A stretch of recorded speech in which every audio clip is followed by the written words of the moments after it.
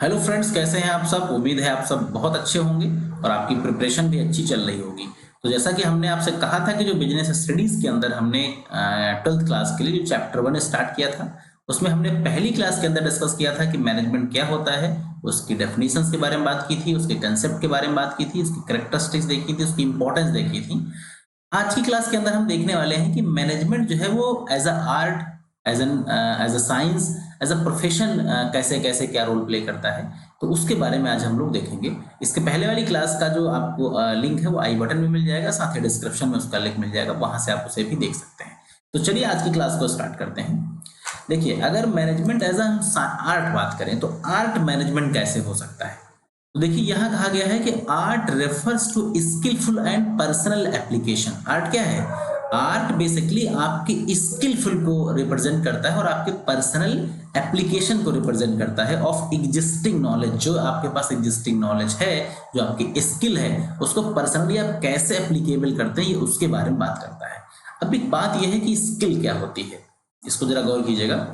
Skill का क्या exactly मतलब होता है, मैं एक छोटा सा एग्जांपल बताता हूँ, आप पकड़ने की कोशिश कीजिएगा।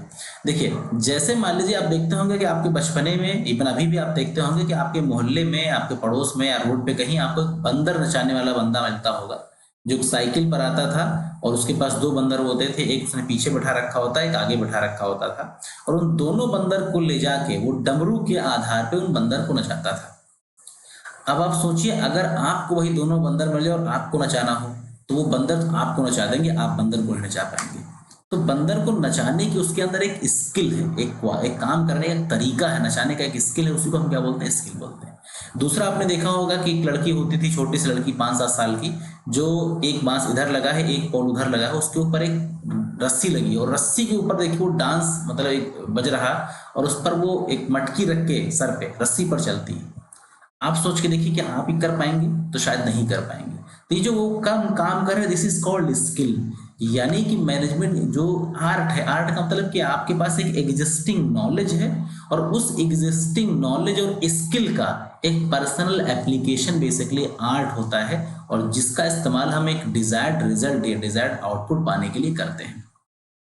आर्ट कैसे आती है? तो आर्ट हमेशा अक्वायर होती है through study, observation and experience. हम लगातार चीजों को पढ़ते हैं, ऑब्जर्व करते हैं, एक्सपीरियंस करते हैं, महसूस करते हैं, उससे आर्ट आती है। आर्ट वार्ट जो है मार्केट में नहीं मिलती है, ऐसा नहीं पैसा ले जाओ कहीं आपको मिल जाएगी। आर्ट जो है वो करने से आएगी, ऑब्जर्व करने से, एक्सपीरियंस करने से, स्टडी करने से।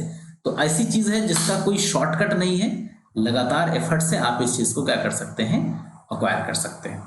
अब आर्ट होने के लिए क्या बेसिक करेक्टरिस्टिक्स होनी चाहिए? तो पहली करेक्टरिस्टिक्स है एग्जिस्टिंग ऑफ थ्योरेटिकल नॉलेज। आपके पास उस चीज का थ्योरेटिकल नॉलेज हो। जो भी काम आप कर रहे हैं, अगर उसका नॉलेज नहीं होगा तब तक आप उसको परफॉर्म नहीं कर पाएंगे। सो कहा गया है कि systematic and organise study material should be available compulsory to acquire the theoretical knowledge. और थ्योरेटिकल नॉलेज होने के लिए क्या होना चाहिए? आपके पास एक सिस्टमेटिक स्टडी मटेरियल हो, जिससे आप उस चीज का थ्योरेटिकल नॉलेज जो है वो गेन कर सकें। तो ये तो पहली कैरेक्टरिस्टिक्स है आर्ट बनने के लिए। दूसरी है पर्सनलाइज एप्लीकेशन। इसका जो एप्लीकेशन है, आपको बहुत ही पर्सनलाइज एप्लीकेशन करना आता हो। यानी हर व्यक्ति का अपना एक पर्सनल अनुभव होता है काम करने का, तो आप उसको कैसे पर्सनलाइज रिप्रेजेंट करते हैं, क्योंकि ये पर्सन टू पर्सन वैरी कर सकता है। तो आप अपनी चीज को कैसे पर्सनलाइज करके उसको और इफेक्टिव, दूसरों के कंपेयर में बहुत बेहतर बनाने की कोशिश करते हैं। और तीसरी चीज है based on the practical and creativity. आप कितना उस काम को प्रैक्टिकली करते हैं, उसमें कितनी क्रिएटिविटी लाते हैं, उस थ्योरेटिकल नॉलेज को एक्चुअली किस किस तरीके से आप अप्लाई करते हैं, ये चीज भी बहुत ही इंपॉर्टेंट हो जाती है। थ्योरेटिकल नॉलेज बहुतों को होती है, मैनेजमेंट सबने किया होता है पढ़ाई में, लोग बहुत लोगों ने एमबीए किया, एमबीए की पढ़ाई की, लेकिन एक्चुअली बहुत अच्छा मैनेजर बनने के लिए उसका एप्लीकेशन बहुत इंपॉर्टेंट है। ये चीज के अंदर आती है।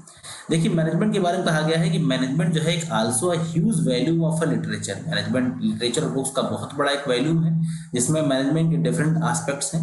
Every manager has in own unique style, लेकिन फिर भी हर मैनेजर की अपनी एक यूनिक स्टाइल होती है लोगों से और चीजों के साथ डील करने की। So his creativity and applying management techniques and his skill improve with regular application. तो उसकी नॉलेज, उसकी टेक्निक, उसकी स्किल कैसे रेगुलर एप्लीकेशन से इंप्रूव होती हैं। So since all the features are presented in the management, so it is called an art. तो ये सारी चीजें होने के साथ मैनेजमेंट क्या है? आर्ट है।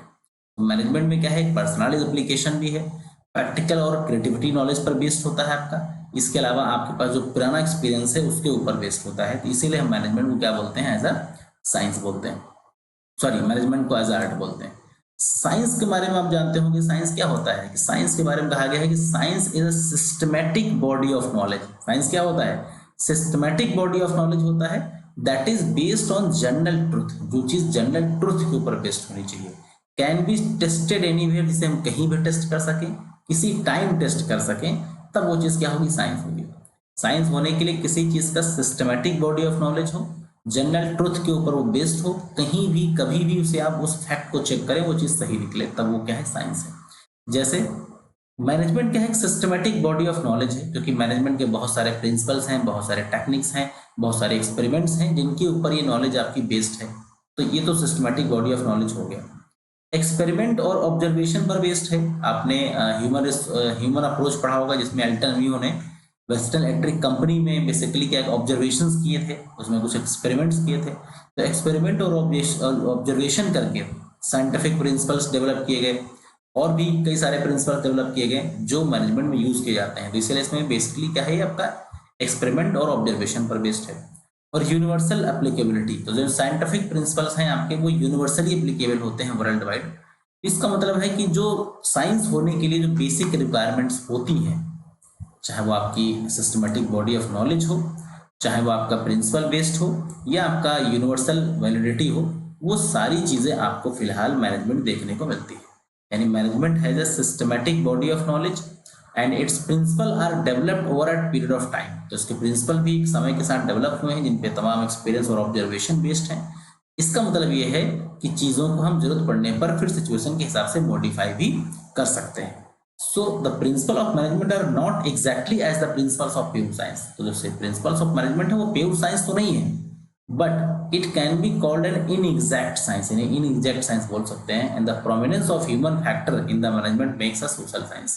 और जो human factor है इस काम को जो practically apply कराता है, इसीलिए इसे हम लोग social science बोलते हैं। तो management को हम एज a science भी कह सकते हैं। अब बात आती है मैनेजमेंट एज अ प्रोफेशन।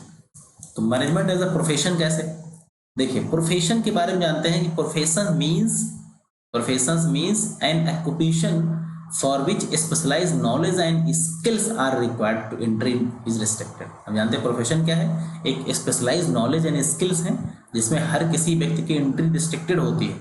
लेकिन जब तक स्पेशलाइज्ड नॉलेज नहीं होगी तब तक आप क्या कर सकते हैं, पूरे प्रोफेशनल नहीं कहे जाएंगे। पहली चीज क्या है कि इसमें well defined body of knowledge हो। जिस भी प्रोफेशन में है उस चीज की जो वेल डिफाइंड नॉलेज है आपके पास वो होनी चाहिए। जैसे डॉक्टर बनने के लिए एमबीबीएस, चार्टर्ड अकाउंटेंट बनने के लिए सीए और लॉयर बनने के लिए एलएलबी होना जरूरी है, ठीक वैसे ही रिस्ट्रिक्टेड एंट्री का मतलब है कि इसमें रिस्ट्रिक्शंस हैं, वही बंदा इसके अंदर जा सकता है जो मिनिमम क्वालिफिकेशन उसकी रखता है। बिना मिनिमम क्वालिफिकेशन के आप सीए या लॉयर या डॉक्टर नहीं बन सकते हैं। प्रोफेशनल एसोसिएशन की बात करें तो प्रोफेशनल्स के अपने प्रोफेशनल एसोसिएशंस होते हैं। जैसे सीए का आपका आईसीडब्ल्यूए है, ठीक है, डॉक्टर्स का आपका मेडिकल काउंसिल ऑफ इंडिया है, लॉयर्स का बार काउंसिल ऑफ इंडिया है। तो कुल मिला के इनकी अपनी एक प्रोफेशनल एसोसिएशंस हैं जिनसे आपको सर्टिफिकेशन भी कराना होता है। इथिकल कोड ऑफ कंडक्ट की बात करें तो कुछ इथिकल कोड ऑफ कंडक्ट्स हैं, कुछ रूल्स एंड रेगुलेशंस हैं, कुछ प्रोसीजर हैं जिनको आपको फॉलो करना पड़ता है। लास्ट है सर्विस मोटिव। तो हर प्रोफेशनल की बेसिकली मोटिव क्या होता है, सर्विस देना क्लाइंट को और उसके बदले में उसे फीस चार्ज की जाती है, ठीक है। तो management does not fulfil all the features of profession. Technically अगर आप देखें तो मैनेजमेंट के बहुत सारे फीचर्स जो है वो प्रोफेशन के मैच नहीं होते हैं, and this it is not a full fledge professional. इसीलिए इसको हम full fledge professional doctor lawyer के तरीके से नहीं मानते हैं, but very soon it will be recognise as a full fledge profession. कहा गया कि जो कैरेक्टरिस्टिक्स सारी तो नहीं है, जैसे हम as a doctor as a lawyer तो नहीं ट्रीट करते हैं, लेकिन फिर भी आने वाले वक्त में जिस तरीके के डेवलपमेंट्स हो रहे हैं उससे ये लगता है कि आने वाले वक्त में ये भी full fledge management as a professional बन सकता है। तो management as a science, management as an art and management as a profession, ये चीजें आपने आज की क्लास के अंदर डिस्कस की। अब इसकी जो नेक्स्ट क्लास होगी उसके अंदर हम लोग लेवल्स ऑफ मैनेजमेंट की बात करेंगे कि मैनेजमेंट के लेवल्स क्या होते हैं, उनके ऊपर हम डिटेल के अंदर डिस्कस करेंगे। वीडियो आपको अच्छा लगा हो तो आप लाइक कर सकते हैं, शेयर कर सकते हैं। चैनल को सब्सक्राइब ना किया हो तो सब्सक्राइब कर लीजिए ताकि जो नए वीडियोज होंगे उनकी नोटिफिकेशन आपको मिलती रहेगी। चलिए तो मिलते हैं नेक्स्ट वीडियो के साथ। So thanks for watching this video, have a nice day.